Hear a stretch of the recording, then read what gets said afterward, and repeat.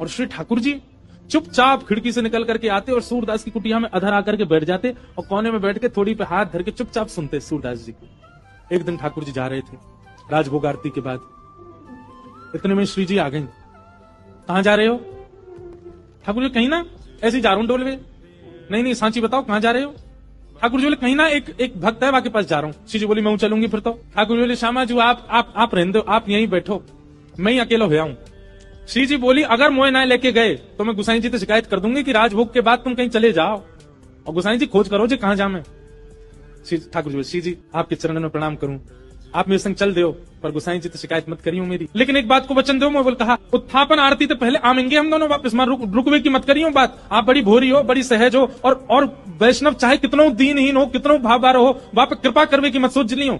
आपको तो मन है जाए यहाँ पे सब लुटाए दूं, सब दे दूं, ऐसे मत करियो। चुपचाप जानो, चुपचाप आनो है और मैं इशारा कर दूं तुरंत उठ के आ जाइयो। श्री बोले हाँ मैं आ जाऊंगी। ठाकुर जी हाथ पकड़ के श्री जी को ले गए सूरदास जी की कुटिया में। सूरदास जी गा रहे हैं के सर तिलक मोतिन की माला वृंदावन के वासी, नेह लगाए त्याग गए तृण शम डार गए गल फांसी, अखियां हरि दर्शन की प्यासी, हरि दर्शन की। ठाकुर जी बैठ के सुन रहे हैं मंद मंद, श्री जी के नेत्रन से आंसू गिर रहे हैं। ठाकुर जी धीमे धीमे पहुंचने बोले श्यामाचू हल्ला मत करियो जी जग जाएगो और जगह को कहा मैं पकड़ लेगो जान नहीं देगो, और फिर यहाँ पे कृपा कर दी तो फिर सबन पे करनी पड़ेगी, हमारे रो मत। बिल्कुल सूरदास जी ने अपनी लाठी उठाई और उठ करके अपनी कुटिया से बाहर जाने लगे। श्री जी बोली जी कहां जा रहे हो बाबा? अरे आंधरो बाबा कहीं गिर नहीं जाए, हम यहाँ के संग चलें, कहीं गिरवे बारो होगा तो बचा लेंगे। ठाकुर जी बोले मैंने पहले ही मना करी आप जैसे कृपा पिपा ना करनी कोई पे, और समय है गो उत्थापन को, मैं गुसाई जी मंदिर खोल देंगे, चलो जल्दी मंदिर में। श्री जी बोली ना बस ये जहां जा रहा हूं वहां तक याद छोड़, यहां में फिर चल देंगे मंदिर में। ठाकुर जी बोले पहले ही मना कर रहा हूं मत चलो मेरे संग। आ गई है जबरदस्ती, अब मां मंदिर में हम दोनों नहीं मिलेंगे तो गुसाई जी बड़ी डांटेंगे। श्री जी पीछे पीछे चलन लगी। चलते चलते सूरदास जी भी वहां गए जहां गहरो गड्ढा। सूरदास जी जैसे ही गड्ढा की ओर जाने लगे, श्री जी बोली अरे देखो श्याम सुंदर जी गिर जाएगो बाबा, गड्ढा में गिर जाएगो, या के माथे में लग जाएगी, हाथ पांव में लग, या को पकड़ लो रोक लो।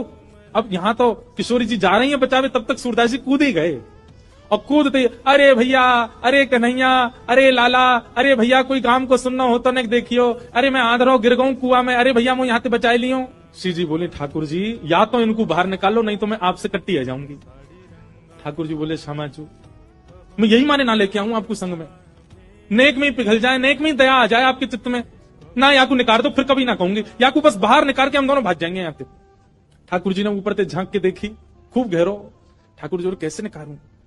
श्री जी बोली एक तरीका है ना, आप अपनी कारी कमरी निकालो, मैं अपनी चुनरी निकालूं, दोनों में गुर्र गांठ बांध दो और बाकू नीचे पधरा दो, बाबा तो कह रहे पकड़ ले, पकड़ के हम यहाँ बाहर निकाल लेंगे। ठाकुर जी बोले ठीक है लाओ। श्री जी ने अपनी चुनरी दी, ठाकुर जी ने कारी कमरी से बांध के और नीचे वह गड्ढा में डाल दी और ऊपर से ठाकुर जी बोले बाबा। हाँ भैया कौन है? अरे बाबा मैं यही गांव को छोड़ा हूँ, मैं अभी आवाज सुनाई दी, बाबा मैंने अपनो पटका नीचे डाल दिया, पकड़ लो आ जाओ ऊपर को। सूरदास हाँ भैया कहाँ को जाइए पकड़ लो। सूरदास जी ने पटका पकड़ो, श्री जी ठाकुर जी को खींच रही है, ठाकुर जी पटका को खींच रहे हैं, पटका पकड़ के सूरदास ऊपर आ रहे हैं। कैसी कृपा सूरदास के ऊपर। सूरदास जी मन मन सोच रहे हैं बोले आज ये कहीं निकल के नहीं भाग जाए मेरे हाथ पे। सूरदास जी जैसे ही बाहर आए, बाहर आते ही सूरदास जी ने ऐसा नाटक किया जैसे उन्हें ठोकर लग गई, और ठोकर लगते ही जैसे ही गिरन लगे ठाकुर जी की ओर, ठाकुर जी तो किनारे आ गए, श्री जी के चरणन में जाके गिरे सीधे और चरण पकड़ लिए कस के। अब जैसे ही चरण पकड़े सूरदास जी ने, ठाकुर जी ने श्री जी को हाथ पकड़ करके जोड़ते खींची तो सूरदास जी के हाथ में किशोरी जी की नूपुर रह गई और किशोरी जी को लेकर ठाकुर जी भाजे, वो जल्दी चलो बाबा पकड़ ले को। सूरदास जी बोले अरे भैया कहाँ को चलोगो? अरे कौन सा रे भैया कौन निकारो में? ठाकुर जी चिल्लाते जा रहे बाबा मैया बुला रही फिर आऊंगो। थोड़ी दूर जाके श्री जी बोली ठाकुर जी मेरे एक नूपुर है, दूसरा नूपुर मिलना है रो। ठाकुर जी बोले दूसरा ले आऊंगो, अब चलो जल्दी। अरे ना वो सामान्य नहीं है, इंद्र ने समर्पित कियो, वो कौन से हाथी के दांतन से बनो भयो नूपुर है और मेरा बड़ा प्रिय नूपुर है, मुझको तो अभी चाहिए। ठाकुर जी बोले ढूंढवे कहां जाऊं बाकू, वहीं चलो बाबा के पास ही पड़ो होगो, बाबा ने मेरे पामन में गिर गो है सके तब खुल के गिर गो हो। ठाकुर जी लौट के आए, ठाकुर जी लौट के आए, ठाकुर जी गए बाबा अरे भैया तू आगो, अरे मैं जो कह रहा हूँ मेरी एक सखी आई संग में, बाको नूपुर यहीं गिर गो, आपने देखो। सूरदास जी अपने बगल में दबा के बैठे। सूरदास जी बोले ना लाला मैंने तो ना देखो। बाबा आपके हाथ में लगता रहो बगल में, यही तो है मेरी सखी को नूपुर। अच्छा जे बोले हाँ ये, अरे जे तुम अभी अभी मिलो यहाँ पे। बाबा दे दो ना, ये मेरी सखी को नूपुर है। लाला जे नूपुर अगर मैंने तोय दे दियो और कहीं बाद में कोई सखी वास्तव में आके मुझे बोली बाबा मेरे नूपुर देखो का, मैं कैसे पहचानू कि वो सखी तेरे संग है?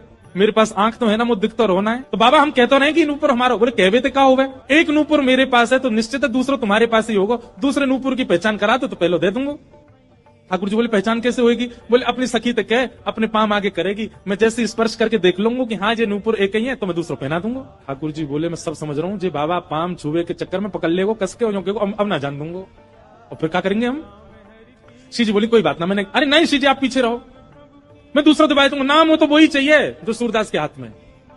श्री जी आगे बढ़ गए, लो बाबा नूपुर देख लो। सूरदास जी ने जैसे स्पर्श किया समझ गए, अरे हाँ भैया ये तो वही नूपुर है, लो मैं पहना दूं। दूसरे पाम में सूरदास जी ने पहनायो और पहनाते ही महाराज अंक में भर लिए श्री जी के चरण। बोले अब ना जान दूंगो, मैं जान गया हूँ जो साक्षात विश्वभानु दुलारी है, और लाला तू जो मुख निकाल के गयो मैं सब जान गया हूँ, तू नंद जी को लाला है, जीवन निकर गो गाते गाते तुम दोनों के यश को आज पहली बार पकड़ में आयो, अब नहीं जान दूंगो। ठाकुर जी ने खूब खेची पर श्री जी नहीं छोड़ी सूरदास जी ने। ठाकुर जी बोले बाबा तू जो कहेगो सो करेंगे, जे बता करनो कहा है तू कैसे छोड़ेगो? मैं नेत्रन से आंध रहूं, मुंह दिखे ना है, पर मैं आपसे एक ही वरदान चाहूं, मेरे एक नेत्र में सदा श्री जी और दूसरे नेत्र में सदा आप विराजमान है जाओ, आपके नित्य दर्शन मुंह को होयो करें, बस यही वरदान दे दो। प्रिया प्रियतम दोनों ने युगल रूप में खड़े है करके सूरदास जी के नेत्रन पे हाथ धर दिए और कही सूरदास खोल के देखो। आज सूरदास जी ने पहली बार नेत्र खोले और शामा शाम के युगल प्रत्यक्ष दर्शन उनको है। फिर दोनों से प्रार्थना करिए बस एक वरदान दे दो, कहा मुझे फिर से अंधो बना दो, अब आप दोनों दिख गए, अब दुनिया में और कोई को नहीं देखना।